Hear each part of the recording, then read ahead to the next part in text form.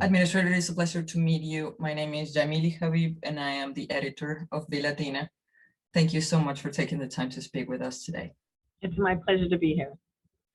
Administrator, I would like to ask you, what does it feel, first of all, what does it feel to be a Latina at the head of the Small Business Administration?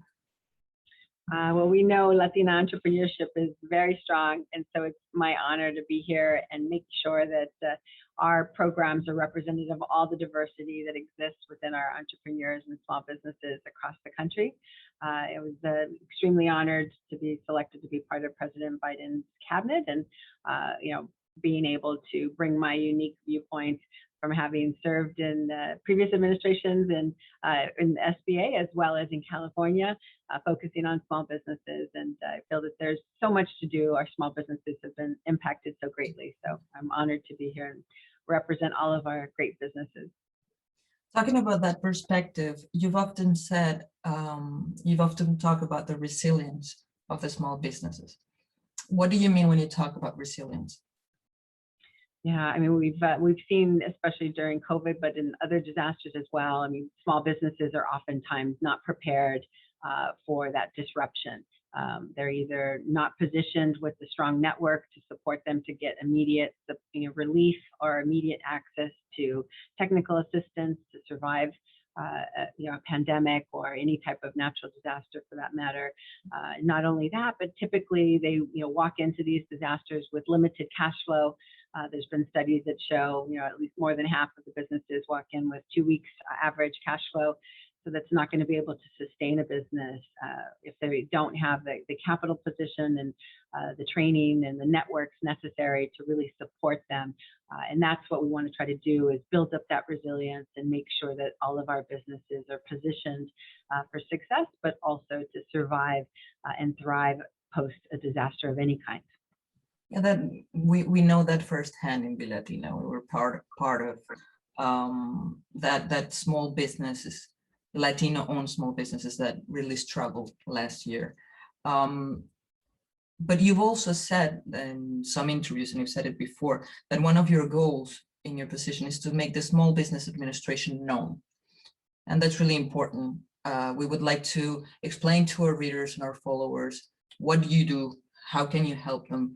And how can we help our readership navigate through all these loopholes that make them fear trying to even reach the Small Business Administration?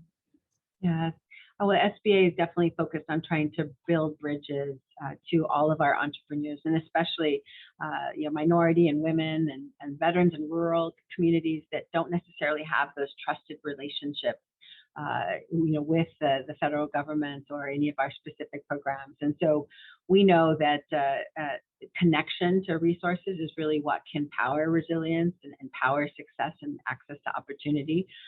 And so through our district offices, we have 68 field offices around the country, as well as resource partners like small business development centers and women's business centers. We're trying to establish connections and relationships so that we can make sure that we can achieve our mission, which really is to help small businesses start, grow, and be resilient, providing them with access to capital, access to markets, including government contracting and international trade, as well as access to networks. We want to be part of that team to help you succeed. And I think it's now more than ever, we realize that that's critical. As so many Latino businesses in particular were so impacted during COVID and didn't necessarily have those connections. So President Biden is really committed to trying to build those connections. And in the American Rescue Plan, we had funded a community navigator pilot program in order to support small businesses through trusted local networks. And with those networks, we're able to actually make sure that we're serving all of our underserved businesses more equitably. And that's the focus of this new program that we'll be launching soon. Yeah, that was my next question. What are the challenges that you're seeing inside the SBA in the post-pandemic economic recovery? Well, SBA has scaled dramatically from 40 billion annual, more or less, portfolio to over $1 trillion in relief. We've been putting out grants and loans and providing direct relief in so many ways to assisting our small businesses navigate the crisis, both the COVID pandemic as well as the economic crisis. And so with that, of course, there's challenges with that scale, and also the renewed attention on small businesses as now more than ever, people realize how core they are to our communities. They define all our main streets, they anchor communities, and they build our innovation and manufacturing and beyond. And we really know that the SBA has to be more customer first focused. So really making sure that we're meeting businesses where they are.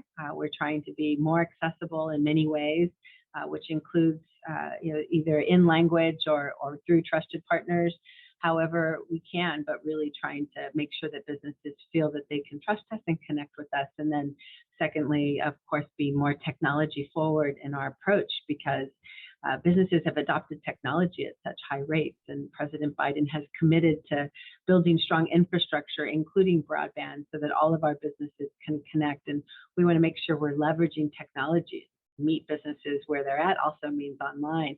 And then, of course, viewing that with advancing equity across all our programs. So we're looking at all of our programs from those lenses so that we can design, implement, and do the outreach to better serve all of our diverse businesses. And more specifically, what would your message be to Latina-owned small businesses? Basically, that you need a team. You're going to need a network of experts around you who can support you. And the SBA has really key resources for whatever type of business. Even if you're an innovative startup, we provide America's Seed Fund, which is grants to technology and science-based startups. To cultivate their idea into an actual, piloted commercial business. And then, or if you're Main Street manufacturing, we provide loans and investments and support as you go through your full life cycle. So, Latinas should definitely try to connect and reach out to our resources, whether it's our district offices or our resource partners, through SBA.gov, so that they can make sure that they're positioned for success. Thank you so much, Administrator. I know you're really busy. These are our 10 minutes for today, and thank you so much for answering all of the questions. You're welcome. Best of luck. Thank you so much. Thank you so much.